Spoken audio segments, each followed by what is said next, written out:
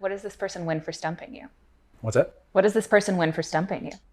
For stumping me, you win a date with Jack Forster. Yes, a date with Jack Forster. We're going out to dinner, and remember, bring something that flatters my tastes, not yours.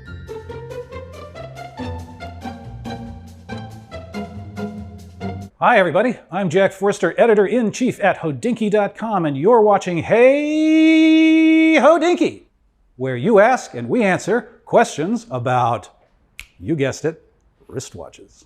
Let's get right into it. Hey HODINKEE, is there a difference between a caliber and a movement? If not, why do we have two words for the same exact thing? That's a very interesting question, and it's actually the kind of question that you wouldn't think to ask unless you've actually been around watches for a while. So the two terms, caliber and movement, they both refer to the mechanism inside the watch that's actually responsible for keeping time. So that's the mainspring barrel, the gear train, the oscillator, the motion works that move the hands, anything other than the dial and the case and the strap or the bracelet.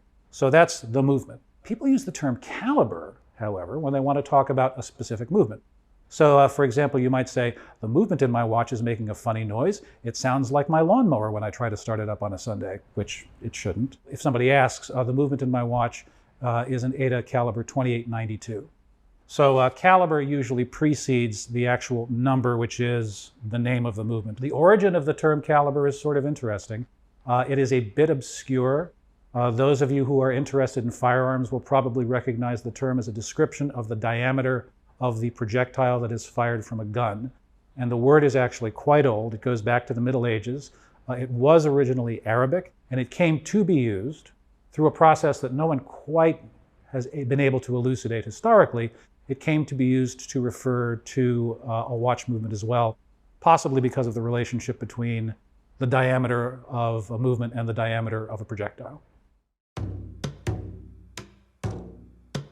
Hey HODINKEE, I'm working on the final edits of a novel, and I'm trying to make sure that the HMT watch one of my characters wears, an heirloom from his father, was made in the 1970s. The easy answer is to give him a pilot, but I'd really like his watch to have a smaller, rectangular face. What HMTs from the 1970s might fit the bill? What HMTs from the 1970s might fit the bill?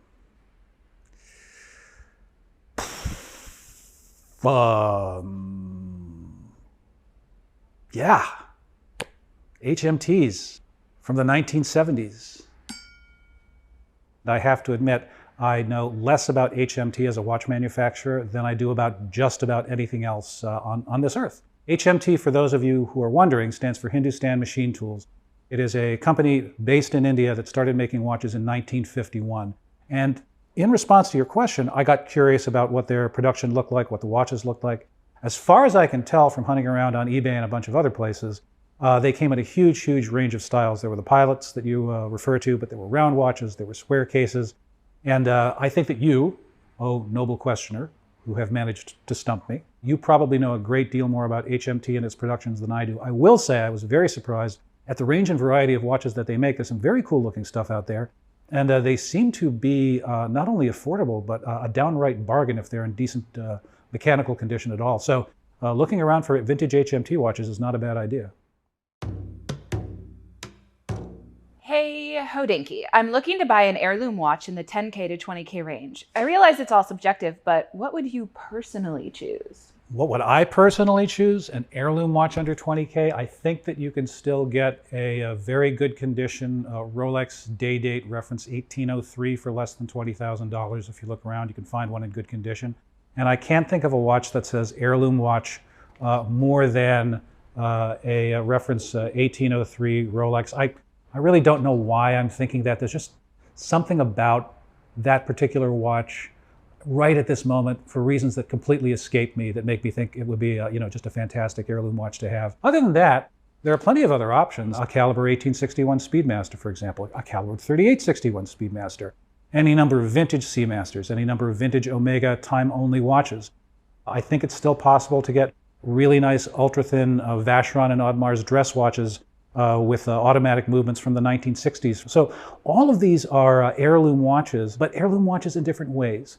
And an heirloom watch is not just a watch that you want to retain its value and be something that the next generation will be able to use. What you really want in an heirloom watch is something that expresses your personal values as a watch enthusiast and as a person, and hopefully passes a sense of those values on to the person who's going to have it as an heirloom from you.